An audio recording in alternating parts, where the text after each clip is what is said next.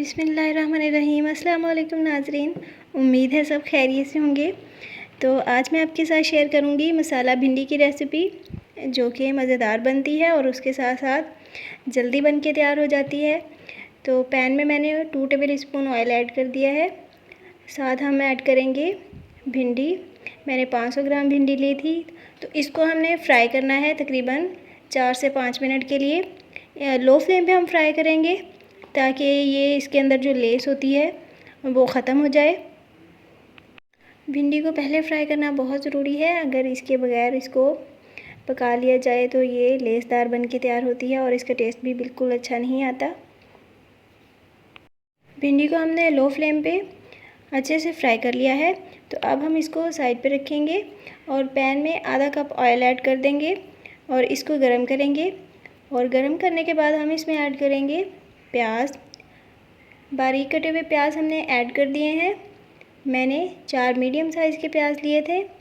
तो इनको हमने हल्का सा फ्राई करना है, बहुत ज़्यादा फ्राई नहीं करना, इनका कलर बिल्कुल चेंज नहीं होना चाहिए। तो प्याज को जब हम फ्राई करते हैं तो ये भी पानी छोड़ता है।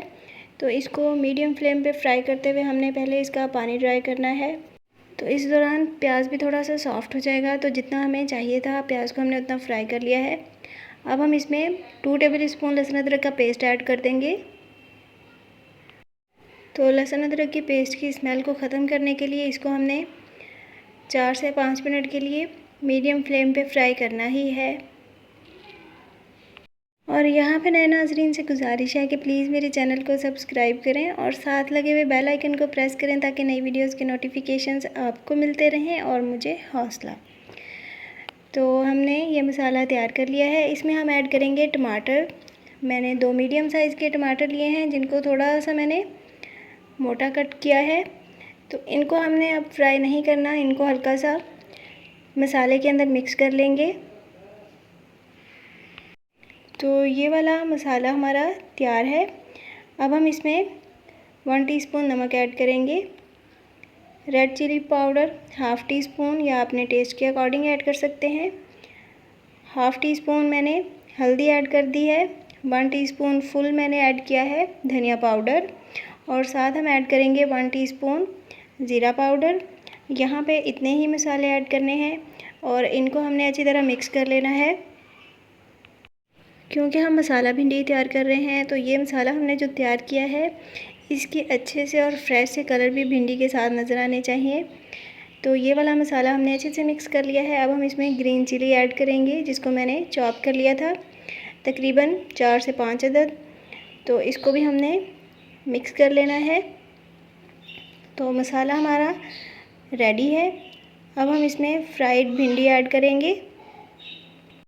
भिंडी ऐड करने के बाद इसको मसालों के साथ अच्छे से मिक्स करना है। इसको हल्के हाथों से मिक्स करना है क्योंकि ये फ्राई होने की वजह से सॉफ्ट हो जाती है, तो टूट सकती है या इसके बीज बाहर आ सकते हैं।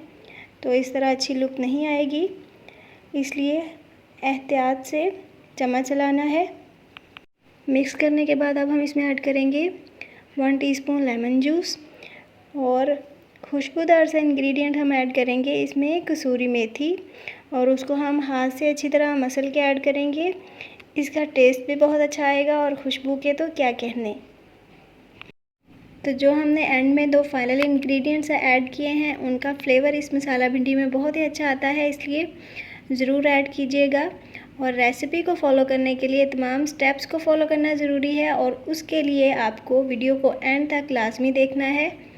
तो अब हमने 1 मिनट के लिए सिर्फ इसको ढक देना है ताकि तमाम मसालों की खुशबू अच्छी तरह अंदर फैल जाए।